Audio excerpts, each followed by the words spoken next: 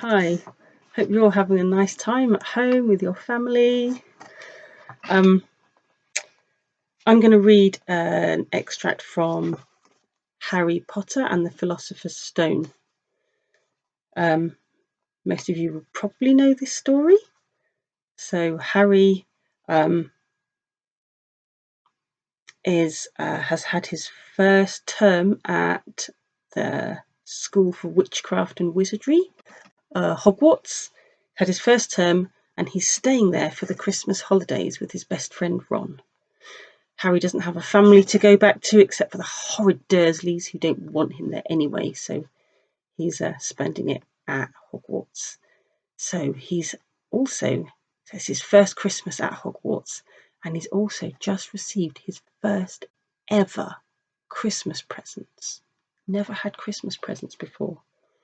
One of the Christmas presents he just got, a really special one from, he doesn't know who gave it to him, but it's a special magic cloak.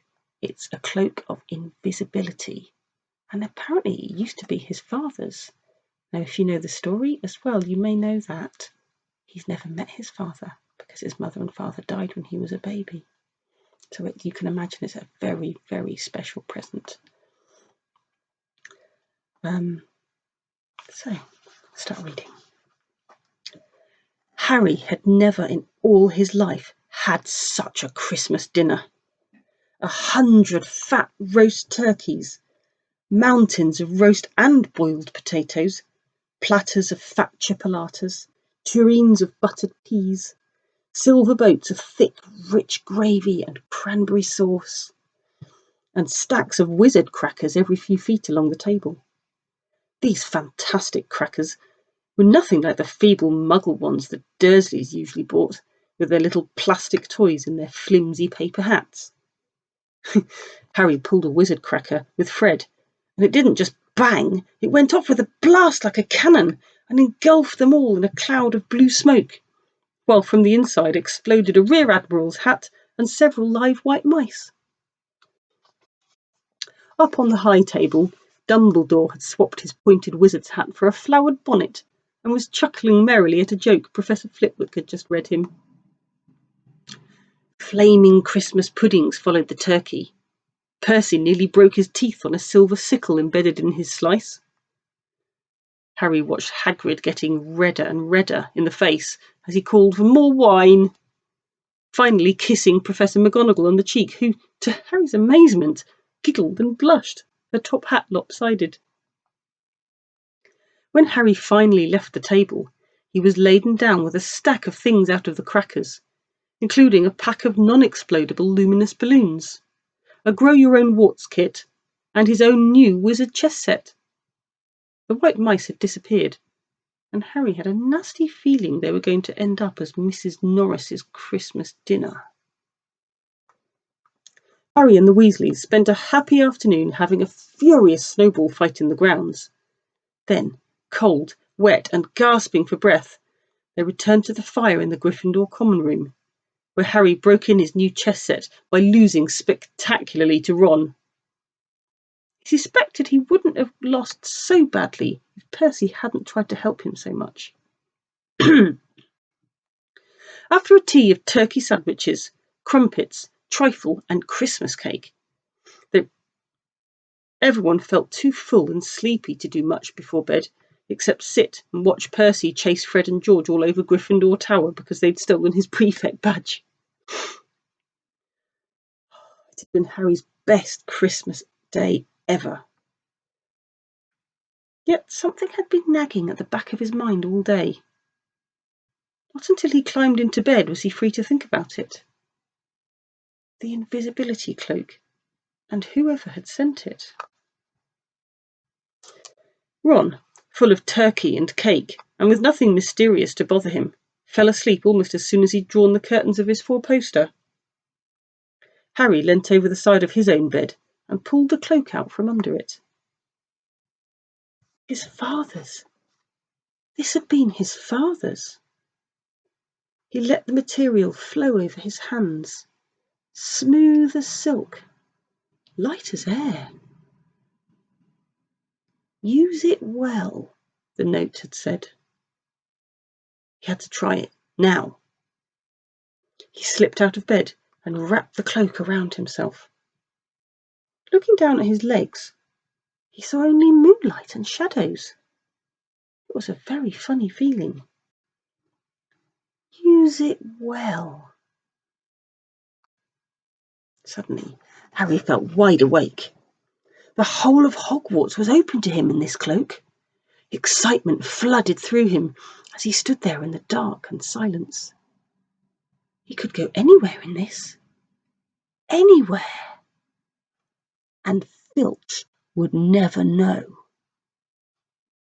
Ron grunted in his sleep. Should Harry wake him? Something held him back. His father's cloak. He felt that this time, the first time, he wanted to use it alone. He crept out of the dormitory, down the stairs, across the common room, and climbed through the portrait hole. "Who's there?" squawked the fat lady. Harry said nothing. He walked quickly down the corridor. Where should he go? He stopped, his heart racing, and thought. And then it came to him. The restricted section in the library. He'd be able to read as long as he liked, as long as it took to find out who Flamel was. He set off, drawing the invisibility cloak tight around him as he walked. The library was pitch black and very eerie. Harry lit a lamp to see his way along the rows of books. The lamp looked as if it was floating along in mid-air, and even though Harry could feel his arms supporting it, the sight gave him the creeps. The restricted section was right at the back of the library. Stepping carefully over the rope which separated these books from the rest of the library, he held up his lamp to read the titles. They didn't tell him much. Their peeling, faded gold letters spelled words in languages Harry couldn't understand. Some had no title at all. One book had a dark stain on it that looked horribly like blood. The hairs on the back of Harry's neck prickled. Maybe he was imagining it, maybe not. But he thought he heard a faint whispering was coming from the books, as though they knew someone was there who shouldn't be. He had to start somewhere. Setting the lamp down carefully on the floor, he looked along the bottom shelf for an interesting-looking book. A large black and silver volume caught his eye. He pulled it out with difficulty because it was very heavy, and balancing it on his knee, let it fall open. A piercing, blood-curdling shriek split the silence. The book was screaming. Harry snapped it shut. But the shriek went on and on, one high, unbroken, ear-splitting note. He stumbled backwards and knocked over his lamp, which went out at once. Panicking, he heard footsteps coming down the corridor outside. Stuffing the shrieking book back on the shelf, he ran for it. He passed Filch almost in the doorway. Filch's pale, wild eyes looked straight through him.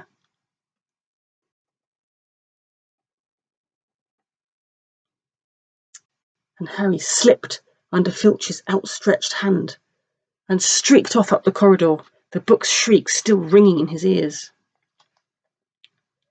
He came to a sudden halt in front of a tall suit of armour. He'd been so busy getting away from the library, he hadn't paid attention to where he was going. Perhaps because it was dark, he didn't recognise where he was at all. There was a suit of armour near the kitchens, he knew, but he must be 5 floors above them. You asked me to come to you, directly to you, Professor, if anyone was wandering around at night, and somebody's been in the library. Restricted section. Harry felt the blood drain out of his face. Wherever he was, Filch must know a shortcut because his soft, greasy voice was getting nearer, and to his horror, it was Snape who replied. The restricted section. Well, they can't be far. We'll catch them. Harry stood rooted to the spot as Filch and Snape came around the corner ahead. They couldn't see him, of course, but it was a narrow corridor, and if they came much nearer, they'd knock right into him. The cloak didn't stop him being solid.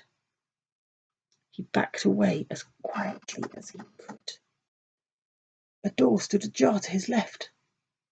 It was his only hope. He squeezed through it, holding his breath, trying not to move it. And to his relief, he managed to get inside the room without their noticing anything. They walked straight past, and Harry leant against the wall, breathing deeply, listening to their footsteps fade away.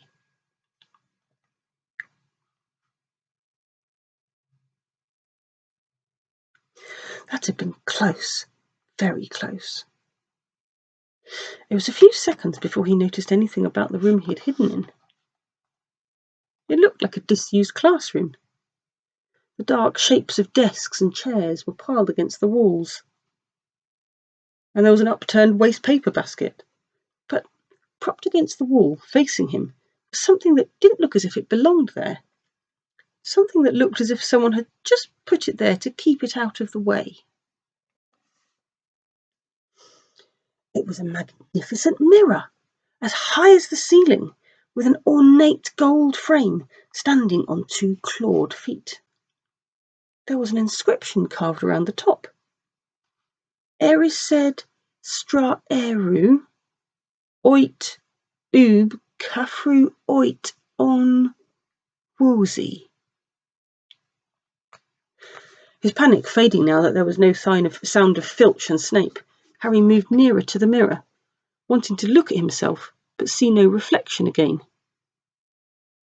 He stepped in front of it. He had to clap his hands to his mouth to stop himself screaming.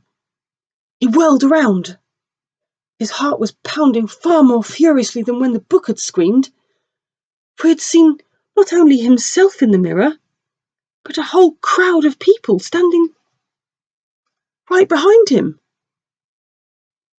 But the room was empty. Breathing very fast, he turned slowly back to the mirror. There he was, reflected in it, white and scared-looking. And there, reflected behind him, were at least 10 others. Harry looked over his shoulder. But still, no one was there. Were they all invisible too? Was he in fact in a room full of invisible people, and this mirror's trick was that it reflected them, invisible or not? He looked in the mirror again. A woman standing right behind his reflection, smiling at him and waving. He reached out a hand and felt the air behind him. If she was really there, he'd touch her. Their reflections were so close together. But he felt only air. She and the others existed only in the mirror. She was a very pretty woman. She had dark red hair, and her eyes are just like mine, Harry thought, edging a little closer to the glass. Bright green, exactly the same shape. But then he noticed that she was crying, smiling, but crying at the same time. The tall, thin, black-haired man standing next to her put his arm around her. He wore glasses, and his hair was very untidy. It stuck up at the back, just like Harry's did. Harry was so close to the mirror now that his nose was nearly touching that of his reflection. "Mum?" he whispered. "Dad?" They just looked at him, smiling. And slowly, Harry looked into the faces of the other people in the mirror. and saw other pairs of green eyes like his, other noses like his, even a little old man who looked as though he had Harry's knobbly knees. Harry was looking at his family for the first time in his life. The Potters smiled and waved at Harry, and he stared hungrily back at them, his hands pressed flat against the glass, as though he was hoping to fall right through it and reach them. He had a powerful kind of ache inside him, half joy, half terrible sadness. How long he stood there, he didn't know. The reflections did not fade, and he looked and looked until a distant noise brought him back to his senses. He couldn't stay here. He had to find his way back to bed. He tore his eyes away from his mother's face, whispered, "I'll come back," and hurried from the room. "You could have woken me up," said Ron crossly. "You can come tonight. I'm going back. I want to show you the mirror." "I'd like to see your mum and dad," Ron said eagerly. "And I want to see all your family. All the Weasleys. You'll be able to show me your other brothers and everyone." "You can see them any old time," said Ron. "Just come round my house this summer. Anyway, maybe it only shows dead people. Shame about not finding Flamel, though. Have some bacon or something. Why aren't you eating anything?" Harry couldn't eat. He had seen his parents and would be seeing them again tonight. He'd almost forgotten about Flamel. It didn't seem very important anymore. Who cared what the three-headed dog was guarding? What did it matter if Snape stole it, really? "Are you all right?" said Ron. "You look odd."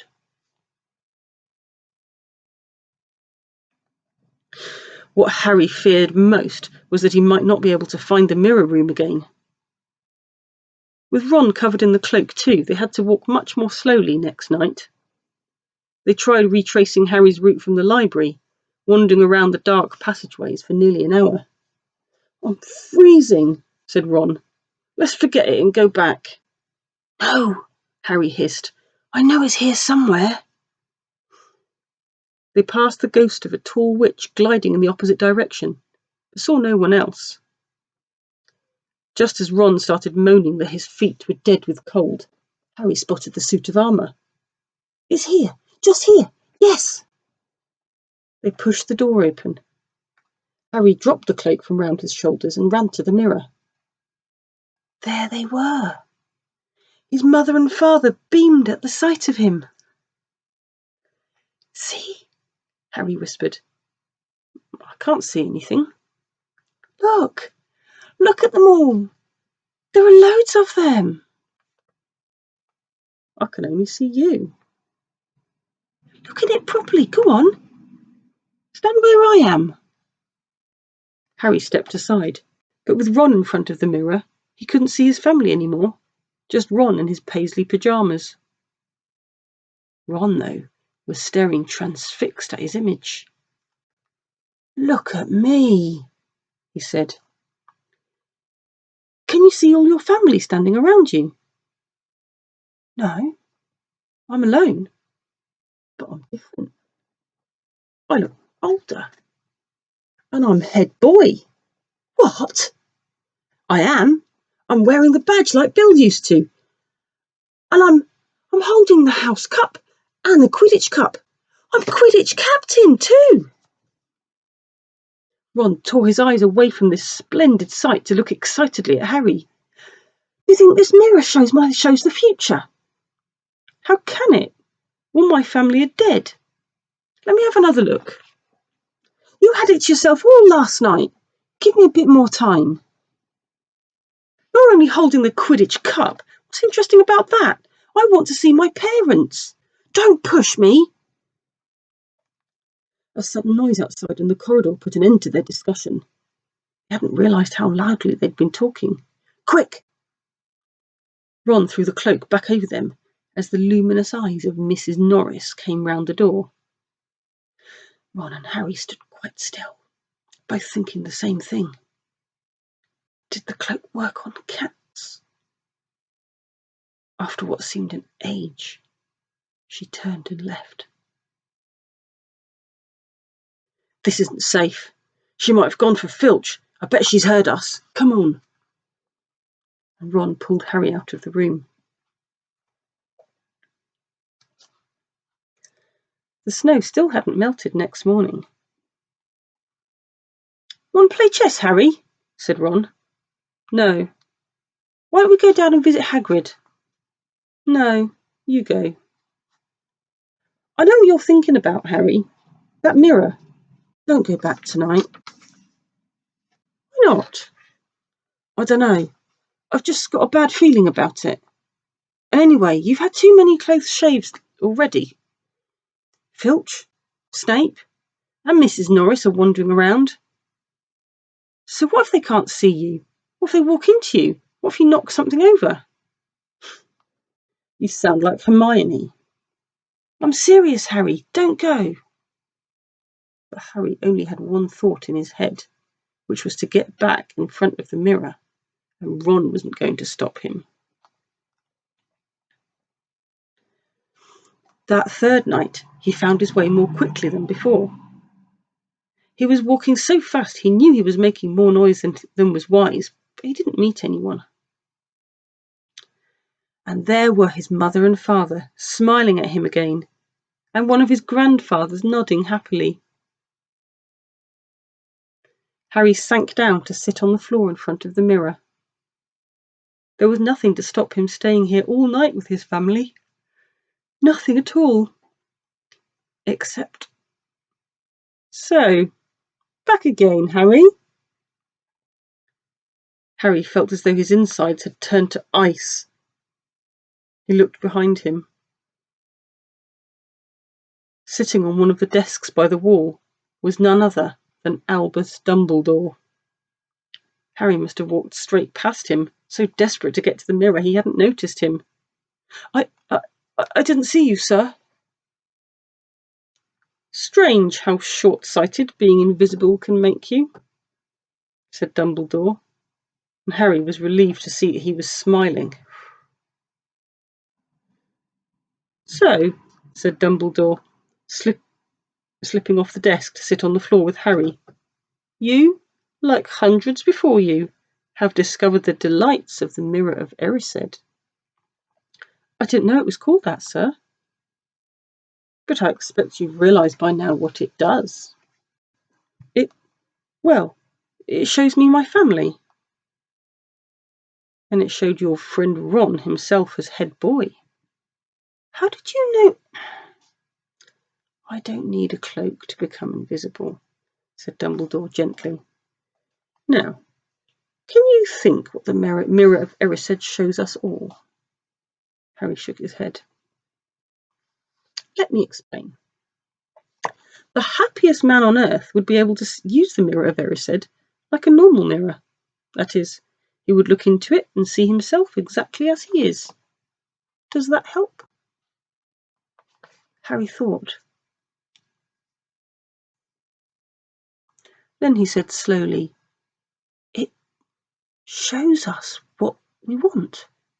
Whatever we want. Yes and no, said Dumbledore quietly. It shows us nothing more or less than the deepest, most desperate desire of our hearts. You, who have never known your family, see them standing around you. Ronald Weasley, who has always been overshadowed by his brothers, sees himself standing alone, the best of all of them.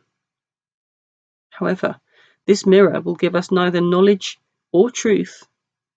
Men have wasted away before it, entranced by what they have seen, or been driven mad, not knowing if what it shows is real or even possible. The mirror will be moved to a new home tomorrow, Harry, and I ask you not to go looking for it again. If you ever do run across it, you will now be prepared. It does not do to dwell on dreams and forget to live. Remember that. Now, why don't you put that admirable cloak back on and get off to bed? Harry stood up. Sir, Professor Dumbledore, can I ask you something? Obviously, you've just done so. Dumbledore smiled. You may ask me one more thing, however. What do you see when you look in the mirror? I see myself, holding a pair of thick woolen socks. Harry stared. One can never have enough socks, said Dumbledore. Another Christmas has come and gone, and I didn't get a single pair. People will insist on giving me books. It was only when he was back in bed that it struck Harry that Dumbledore might not have been quite truthful. But then, he thought, as he shoved Scabbers off his pillow, it had been quite a personal question.